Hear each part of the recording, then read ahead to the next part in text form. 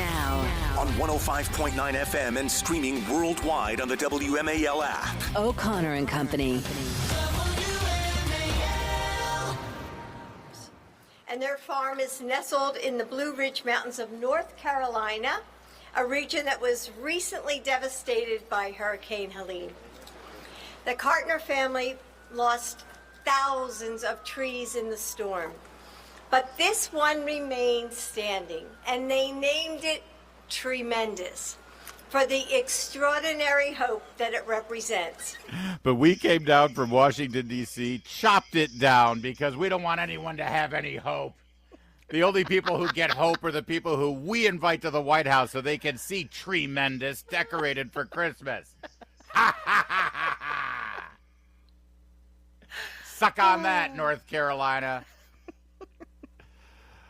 I can't get over the fact that they did this on purpose. That's the First Lady welcoming the Christmas tree to the White House. The last surviving tree in North Carolina, and they chopped it down. Anymore. No, not anymore. After Dr. Jill got a hold of it. No, yeah. Happy Black Friday, everybody, and Merry Christmas. It's O'Connor and Company. It's Larry and Julie. Coming up at 7:35, Grover Norquist, Americans for Tax Reform. We'll get his impression of, the signals that are being sent by the economic team here and major tax reforms coming up in the new administration. 8:05, David McIntosh, Club for Growth. And then at 8:35, Stephanie Carl's going to help you with your Black Friday shopping. She's from blackfriday.com. All right, we got a football game this weekend. Let's get to it. We've got the Washington Times reporter on the Washington Commanders, Liam Griffin, joining us. Liam, Merry Christmas. Thanks for joining us. Thanks for having me. I appreciate it. And happy Thanksgiving, and happy Hanukkah, and happy New Year. And I don't know, what are you celebrating, Liam? We got you covered either way. No, I'm riding that Thanksgiving high still. I'll be enjoying these leftovers for a few days still. Nice. All right, so the Commanders are the Command Skins, as we like to call them here on O'Connor and Company. They will be home at Northwest. They're taking on the Titans. Hopefully, they can turn things around. What's it look like? Yeah, so this is going to be a really important game for them. They're trying to break this 3-game losing streak, and the Titans seem to be a perfect opponent for them to do that. This is a Titans team that has struggled in just about every phase of the game this season. They've had an inconsistent quarterback in Will Levis. Their running game has been much less explosive without Derrick Henry this season, and their defense, despite having a pretty stout interior, has a lot of holes on it as well. So for a Commanders team that is looking to rebound after a really tough loss game to the Cowboys last week, this is going to be a really important game for them as they hope to stay in the playoff picture.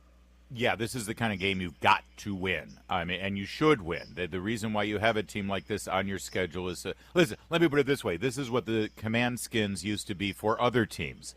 You know, it's like, oh, man, we've had a 3-game losing streak, but at least we're playing Washington this Sunday, right?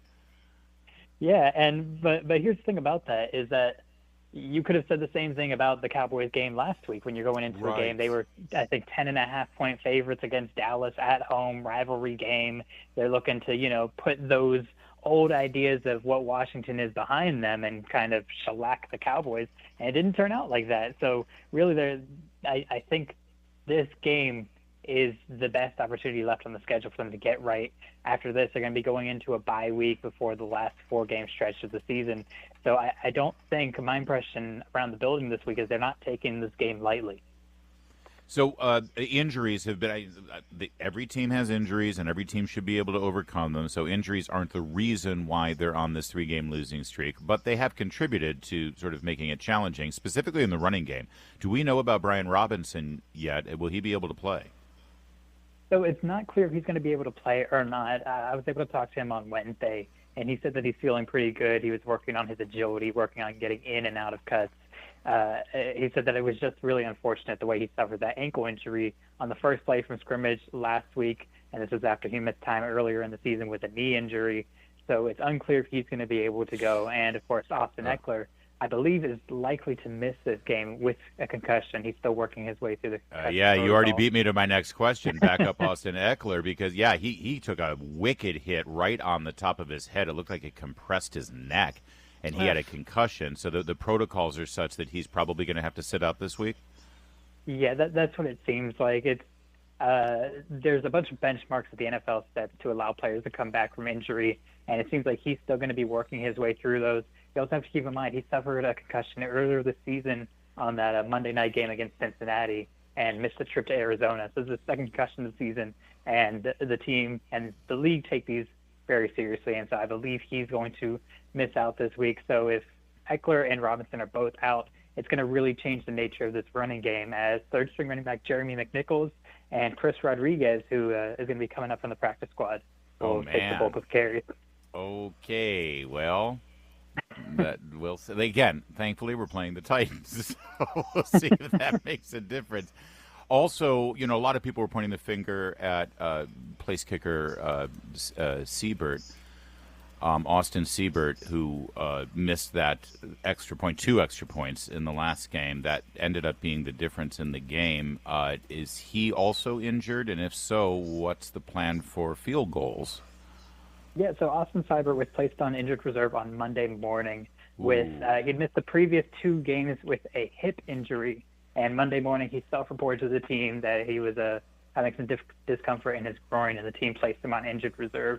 At this exact second, there is not a kicker on the active roster, but Zane Gonzalez, who filled in the past 2 games for Seibert, is almost certainly going to be a practice squad elevation for them. Because of the time in the season where Seibert was placed on the injured reserve, he could return in Week 18 during the rematch against Dallas, but he will be sidelined at least until then. Oh, man. So, Liam, what you're saying is, if needed, I could suit up. I'll be at the game. If they need someone for those PATs, yeah, I could get there. All right. And, Liam, listen, I don't know if you just cover sports or the Commanders, but, there's been discussion this week about bringing back the classic Redskins logo. The senator from Montana said that there's good faith conversations going on about that. As you heard, we refer to them as the Command Skins because we're still holding out hope that we can get back to Redskins. But if not that, what are you hearing over there in Ashburn about the appetite for bringing back the classic Redskins logo, the greatest logo in the NFL? Yeah, absolutely. So as you mentioned, I don't just cover the Commanders, I cover DC sports at large. And I was working on a story this week about the team's history. I spoke to a private collector who has a $6 million collection of Commanders and Redskins gear. And I spoke with Senator Steve Daines from Montana about efforts to bring back this logo. And what I would say and what my feeling is that this is not a priority for the players, for the coaching staff, for the front office. It's not front of mind for them. And the ownership group is looking to honor the history without returning to the old logo. So I don't think the team is ever going to return to that old name, but I think that they're going to, and they've agreed to start acknowledging that history more and more. They have a new display in Northwest Stadium honoring Chief Blackie Wetzel, who designed that logo. And I think that the best case scenario there for people who want to see that logo return is going to be some kind of throwback initiative going forward. But I think that's going to be somewhere down the line a bit still, and I don't think you're going to see it return as a primary logo. You might want to pose a question to management and ownership in this way. I don't want to tell you how to do your job, Liam, but just say, have you calculated the kind of revenue the Commanders could make with all of those new T-shirts and hat sales with that logo? Just throwing it out there. That might turn their head. That may raise some eyebrows in the front office is all I'm saying. I think it's going to be something that they're going to continue to very carefully consider, because under the previous ownership group, that was their primary reason for the change. Obviously, Dan Snyder was always very braggadocious about his Snyder said, let's sell some more shirts. And exactly. And now they'll sell even more. Exactly. Liam, you're at the games with me. When they score a touchdown, everybody still sings Hail to the Redskins. No one's singing the new lyrics. Come on. All right, we'll leave it there. Thanks, Liam. Good talking with you. Of course. Thanks for having me. Enjoy the game. It's 7:15 WMAL traffic and weather. Why am I giving him a hard time? I don't know. I'm you know why? I'll tell you why. I'm grumpy from my turkey coma. It's hard. Sometimes you get into a bad mood. Traffic and weather every 10 minutes. First on the fives. We've got some news on the border here. Some good news and some tragic news, frankly. First, the good news. A federal appeals court is stopping the Biden administration from removing the border wall enhancements that the state of Texas had erected. You remember this was going back and forth, had to do with razor wire fence that was installed by the state of Texas along the border. of the Rio Grande and Texas. This is because the federal border patrol had been ordered and commanded under Kamala Harris and Joe Biden and Alejandro Mayorkas to stand down, in fact, to facilitate people illegally crossing into Texas. The state of Texas, under Governor Greg Abbott, installed this razor wire. The Biden administration fought it up to the Supreme Court various ways, various times. They actually went in and started removing the razor wire to better facilitate people crossing the border illegally. And we now have the latest ruling. This is from the Fifth Circuit Court of Appeals. They have reversed a lower court decision. They have allowed Texas, with a limited preliminary injunction against the federal government, a 2-to-1 ruling that allows that fencing to stand. And we'll see if the Bidens try to continue to fight this in their final days. Lord knows I don't think the Trump administration will fight this. In fact, the Trump administration, Governor Abbott in Texas won't need to do this, Julie, once the Trump administration's in there, because the rules of engagement will change. But the Biden team was fighting this right up until now, and thank goodness for this ruling. Texas can continue to protect their borders if the feds aren't going to. Yeah, just the idea that they're fighting it up until this moment. The idea, read the room, maybe look at the election results, right? People are concerned about the border. People are concerned about who's coming in. They're concerned about their safety. They're paying attention to cases like Laken Riley. This is serious for the American public, and the idea that the Biden administration just continues to put its blinders on and push for these policies which would allow more and more migrants to come over that, illegal immigrants to come over that border, it's really mind-boggling, Larry. I don't understand. Yeah, I don't understand either, and I know that Democrats and the Biden administration and Kamala Harris and activist groups all say, oh, well, we're being compassionate. We're trying to help people. Yeah. We're trying to help these people have a better life and get their asylum, not noting the fact that close to 400,000 children who have claimed asylum have come into this country. They've been handed over to adults who are completely unvetted, many of whom have no relation to these children. And now the Department of Health and Human Services have no idea where those children are. They handed them over to these unvetted adults here in the country and just walked away and washed their hands and said, well, our job here is done. There's no compassion there, Julie, when you've got children who are being human trafficked and sex trafficked. And we got a video yesterday on Thanksgiving Day that really sort of hammers this home. This is from the spokesperson for the Texas Department of Public Safety for the South Texas region. His name is Lieutenant Chris Olivares. And he released a video. I'll play some of it, but most of it is in Spanish. ¿Ah?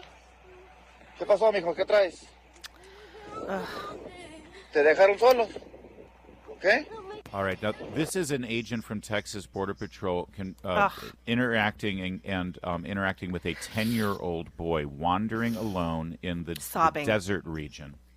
I know. I'm going to read the captions for you. This is a 10-year. So this is why I'm doing this for you, because you will not take a backseat to anyone when it comes to compassion. They will say that you are hateful. They will say that you are mean-spirited because you want a secure border. Well, having an open border, not enforcing our border laws, and ignoring our current border security and immigration laws as written, by disregarding our current federal law, this is the result. This is what you empower these human traffickers, you empower the drug lords and the cartels, and you encourage behavior like this. This is a 10-year-old boy. The Texas agent meets him and says, how are you? Are you okay? He says, good, but he's crying. He says, what's wrong? The boy says, they left me alone. The agent said, they left you alone? He says, they don't want, I'm trying to read these captions. They don't want to guide me, the little boy says. She says, did you come by yourself? He says, yes. He says, how old are you? He says, 10 years old. 10 years old. And you're by yourself? What about your mom and dad? The little boy says, my mom is in the United States. He continues. She says, what part of Mexico are you from? He says, I'm from El Salvador. He came from El Salvador up through Mexico as a 10-year-old, mother in the United States, and they left him alone in the desert. He says, the guide left you alone? The little boy, in tears, crying, says, I'm lost, and I was left alone. That don't please, whenever anyone says how mean-spirited, hateful, and angry you are, how you need to have compassion to allow people to cross this country, women and children across the country, you remind them of exactly what those policies lead to. It's impossible to see without being emotional. I know, and I made you emotional, Julie. No, I am, but I do encourage everyone to listen to that. That boy is sobbing. That boy is lost. He's cold. He's freezing, and he's been left on his own to the elements. It's a terrible thing to listen to, but I do encourage people to listen to it. This is Joe Biden's legacy. This is Kamala Harris's legacy and Alejandro Mayorkas's legacy, and the Democrats and all of the activist groups that empower them. When they reversed all of Donald Trump's sane, rational, and common sense border security policies on day one just because they wanted to dunk on Donald Trump and turn the page on Donald Trump, this is the result. They empowered the cartels. They empowered the human traffickers. They empowered the sex traffickers and the drug smugglers. This is what their compassion looks like. And very soon you'll see what real compassion looks like, real security looks like for all children involved. It's 7:23. It's 7:36. It's O'Connor and Company here on this day after Thanksgiving. Happy Thanksgiving extended. Merry Christmas to those celebrating, and well, officially happy holiday season. Happy it's okay to listen to Christmas music season, although it's only okay to listen to Christmas music when you're done listening here on WMAL. Let's just be clear here. And when are you ever done listening on WMAL? Coming up at 8:05, David McIntosh, Club for Growth, will get his perspectives on what this incoming Trump administration is looking like and, well, the tariff question. Also at 8:35, Stephanie Carls will give insights into Black Friday. She's with BlackFriday.com. That there's Julie Gunlock. There I am. This here is Larry O'Connor. And right now we're joined by Grover Norquist, friend of this program, president of Americans for Tax Reform, and host of, what a great name for a podcast, Leave Us Alone. And there's nothing more, don't tread on me, leave us alone, sic semper tyrannis, than getting rid of the over-encumbered tax system in this country. Grover's always been the tip of the spear for that fight, and it looks like you're going to have some allies in this White House, Grover. Happy Thanksgiving. Thanks for joining us. Absolutely. Good to be with you. And yes, it's a little more cheerful in the federal government in terms of who gets first place. Do you care most about the IRS and the tax collectors or about the people who pay taxes? That's right. And Grover, there's this insidious question that always comes up in Washington, D.C. for decades now. I know about this because I'm smart enough to have followed you and read you and been, inspired by you to sort of shine a light on it. Where people in Congress always say, how are you going to pay for that? How are you going to pay for that? And it never occurs to them that maybe we should stop spending money. And Elon Musk now, along with Vivek Ramaswamy heading up this DOGE, government efficiency, it looks like he's very open to the idea of reinventing how things are done, stopping the spending, and it appears from some of his public statements on the X platform, very much interested in changing the way the IRS does business. What do you make of some of his statements so far? I think it's extremely helpful. You really need to step outside of the present bureaucracy because they make the rules that explain they should run everything, sit down, shut up, do what we tell you. And it's hard to break into that as a congressman, as a senator, as a president. But Elon Musk and Vivek stepping outside of the government bureaucracy and standing with the American people, not with the bureaucracy, and saying, do we need to do this at all? Should we, if we weren't doing this, would we start it now? Which is what the private sector is always supposed to ask itself, and government almost never does. The government has sort of a Brezhnev doctrine of size of government and size of bureaucracy. What's mine is mine, and what's yours is negotiable. They just don't think it's an option to spend less, impose fewer regulations and rules. Yeah. And starting with scratch and saying, look, let's start and think through, do we need to do this? The Inspector General, there's actually a government body which looks at the IRS, and they found that more than half of the people who are paid by the IRS never come into the office. I don't mean come in sometimes, like on Fridays. Don't come in, half. The other half, not zero, but not 100%. They wouldn't quite tell us what the numbers are. My guess is they're not very big numbers. The IRS has been working from home So when you call in and they don't answer your phone, the person doing that is not sitting in an office. He's at home outside the pool. Wow. It's unbelievable. Look, costs are still very high, and it's not as though, he gets sworn in, Trump gets sworn in, and everything magically is cheaper. People are still very concerned about, about making money, very simply. And they're also concerned about how they're going to afford things like housing, but also caregiving. And President Trump floated this new tax credit for family caregivers. We don't have a lot of details on how that will be passed or who would qualify. Would this be a part of the tax cut extensions, do you think, that Trump is expected to make? And if so, how would it be paid for? Well, it's extremely important that we have a significant tax reduction, tax cut extension. There are a handful of politicians who do not want to extend the Trump tax cuts. Or, and this is the left's new thing, they should be paid for. As Mr. Crapo, Senator Crapo, who runs the Senate Finance Committee on the Senate side, says, you don't pay for present policy. Present policy is the Trump tax cuts. That's present policy. Now, that will lapse because of the rules on reconciliation. But when we extend it, you don't have to, quote unquote, pay for it means, if you want to keep the lower taxes you have, you're going to have to raise other taxes. What does that mean?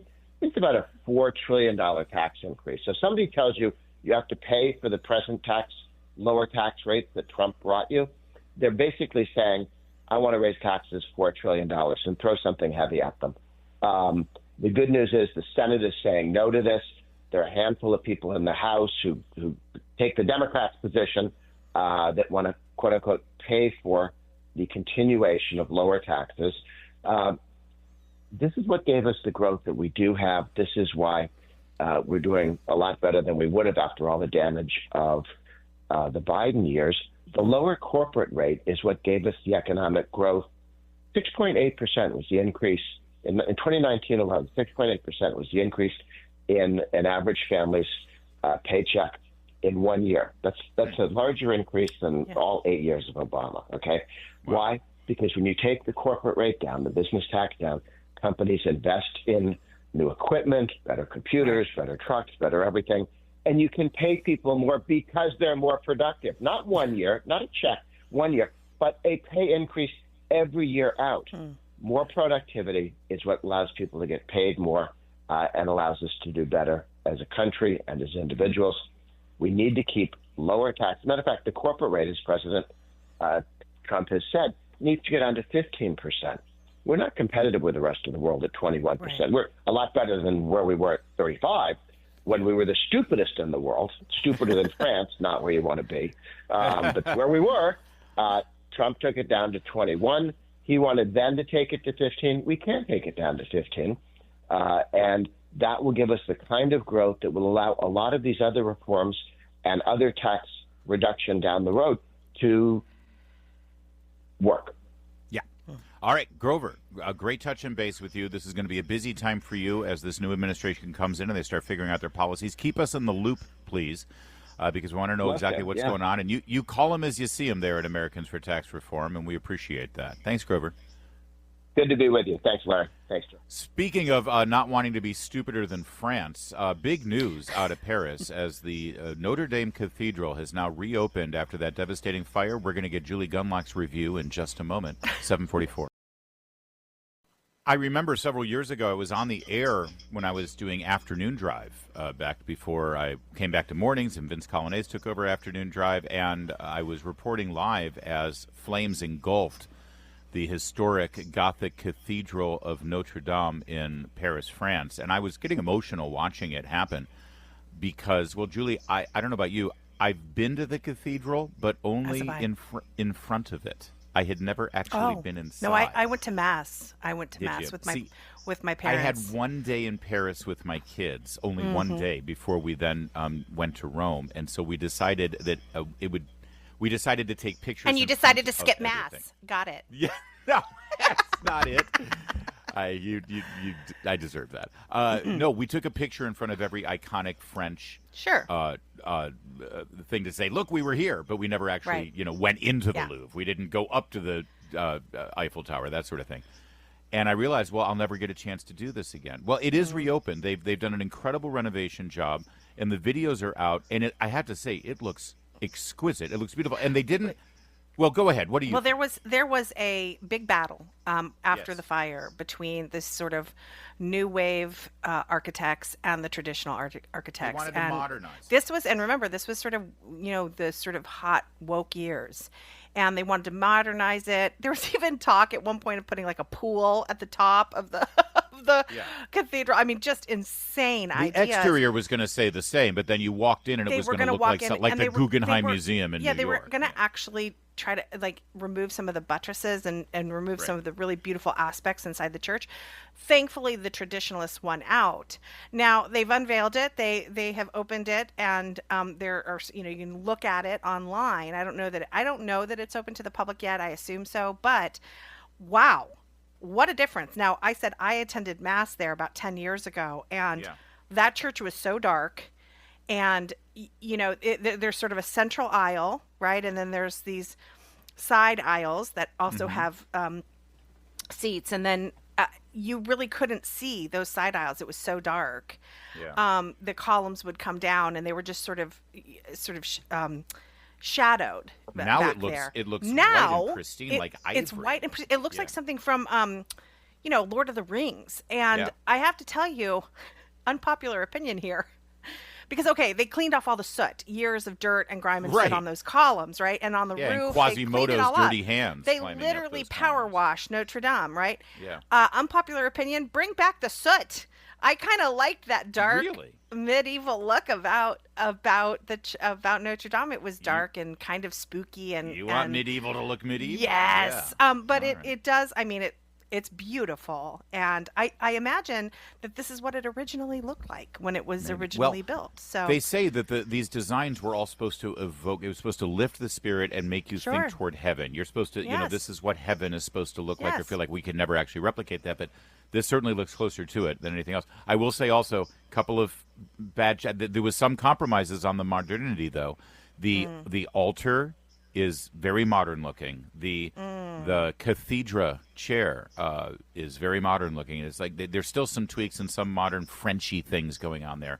But all in all, it looks pretty dang good. And Our Lady deserves to look pretty good. 7:54.